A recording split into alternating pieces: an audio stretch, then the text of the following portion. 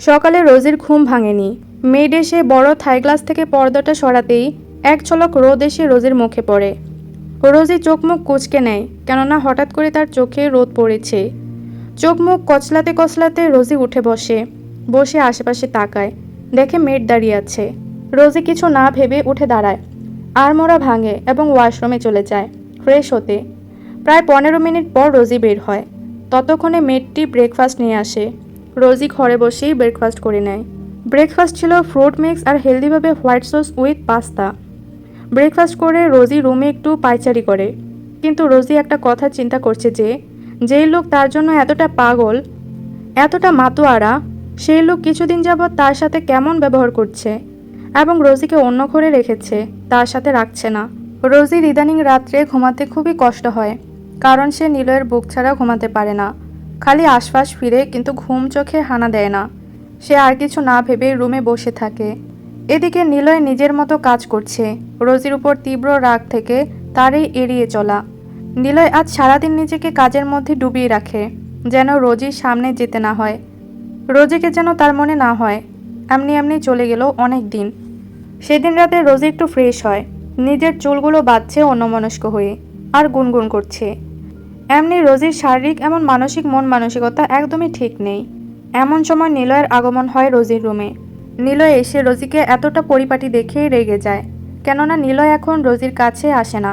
তাহলে কেন সে এত পরিপাটি থাকবে?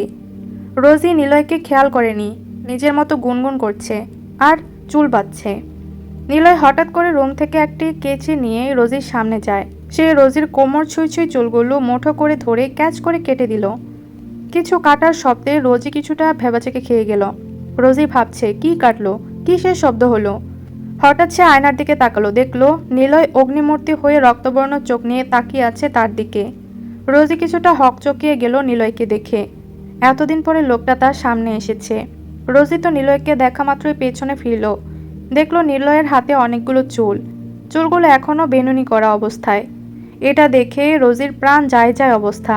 নিজের চুলে হাত দিতেই দেখলো কোমর ছুঁই ছুঁই চুলগুলো এখন কাঁধ থেকে কিছুটা নিচে।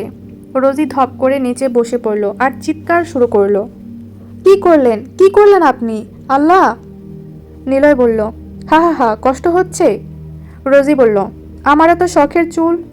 রোজের কথার মাঝপথে থামিয়ে দিয়ে নিলয় বলল, এতটুকুতেই এত কষ্ট হচ্ছে? তুই নিজেও আমার শখের ছিলি। রোজি বলল, কি বলতে চান, আমি আর শখের নেই? কাঁদতে কাঁদতে বলল রোজি।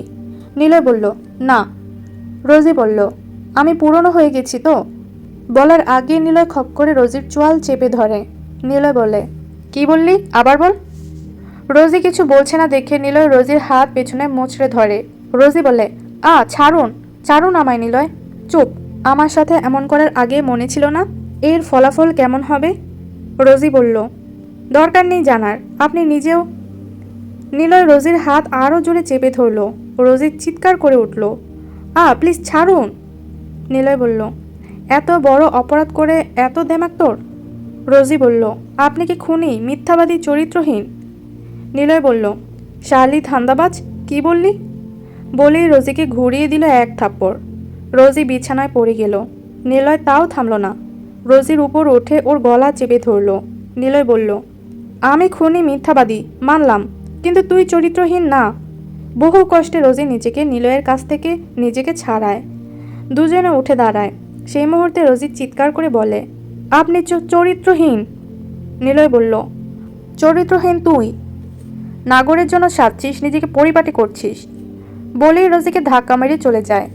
রোজি বিছানায় পড়ে বালিশে মুখ গুজে কাঁদতে থাকে। সেদিনের পর নিলয় রোজির খোঁজ খবর মেয়েদের কাছ থেকে নেয়, রোজির ধারে কাছেও যায় না। রোজি নিলয়কে দেখে না, কারণ নিলয় রোজির ঘুম ভাঙার আগেই অফিস যায়। রোজি ঘুমানোর পর বাড়ি ফিরে। এভাবে কেটে যায় বহুদিন। কিন্তু ইদানিং রোজির শারীরিক অবনতি হচ্ছে। রোজি কিছু খেতে পারে না, কিছু খেতে নিলেই বমি করে দেয়, হঠাৎ হঠাৎ মাথা ঘুরায়। রোগীর শরীরে এবং মুখে কিছুটা পরিবর্তন হয়েছে, যা লক্ষণীয়। চোখের নিচে কালি পড়েছে, গাল চেপে গেছে, মুখ শুকনো, মেয়েটা অনেক শুকিয়ে গেছে। নিলয় একজন মেয়েটকে রোজির উপর সুগভীর দৃষ্টি দিয়ে রাখতে বলেছে। সকল মেয়েটরা সকলের খেয়াল রাখলেও সেই মেয়েটি শুধু রোজির খেয়াল রাখবে, রোজির ছায়া হয়ে তার সামনে পিছে থাকবে। সেই মেয়েটি রোজির এই অবস্থা কিছুদিন যাবৎ এটি ফলো করছে। নিলয়কে কিছু বলেনি মেয়েটি, সে মনে করেছে সম্পর্কের অমিল তাই। রোজি প্রতিদিনই নিজের সময় কাটাতে ছাদে বা বাগানে যায় হাঁটতে। আজও সে বাগানের দিকে যায় হাঁটার জন্য। তবে রোজির আজ খুবই দুর্বল লাগছে। সে বাগানে হাঁটতে হাঁটতে গোলাপ ফুল গাছের সামনে যায়। নিলয় এনার সারি সারি গোলাপ ফুলের গাছ, মোটামুটি দেশি বিদেশি সকল ধরনের গাছ আছে এখানে। দেশি বিদেশি ফলমূলের গাছ আছে, এমন কোনো গাছ নেই যে এখানে নেই, কেননা নিলয় অনেক টাকা খাইয়ে রোজির জন্য এগুলো এনেছিল। রোজি গোলাপ ফুলের গাছের সামনে দিয়ে হাঁটছে। একটু পর রোজি তার জন্য বানানো নিলয়ের দেওয়া দোলনার কাছে যায়।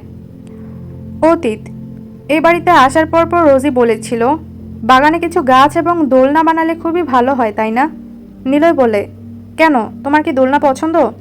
রোজি বলে, হ্যাঁ, খুব বেশি। নিলয় বলে, তোমার কি গাছপালাও খুবই পছন্দ? রোজি বলে, হ্যাঁ, এগুলো আমার খুবই পছন্দ। আমি যখন আমার বাবার বাসায় ছিলাম না, তখন আমি আমার বাগানে, ছাদে আর আমার ছোট্ট বারান্দায় আমি বাগান করেছিলাম।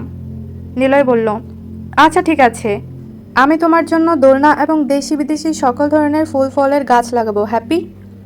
রোজি বলল, হ্যাঁ।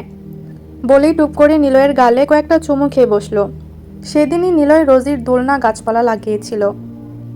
বর্তমান দোলনাটির কাছে গিয়ে রোজি অনেকক্ষণ দোল খায়, তারপর উঠে আশপাশ ঘুরতে থাকে। কিন্তু কিছুটা সামনে যেতেই রোজি হঠাৎ করে অজ্ঞান হয়ে পড়ে যায়। মেয়েটি দৌড়ে যায়, যে দেখে রোজি অজ্ঞানের মতোই আধ খোলা চোখ। এটুকুই ছিল ভিলেন গল্পের পর্ব 21। ভিডিওটি ভালো লাগলে একটি লাইক দিবেন এবং পরবর্তী পর্বগুলো দেখতে চ্যানেলটি সাবস্ক্রাইব করে রাখবেন।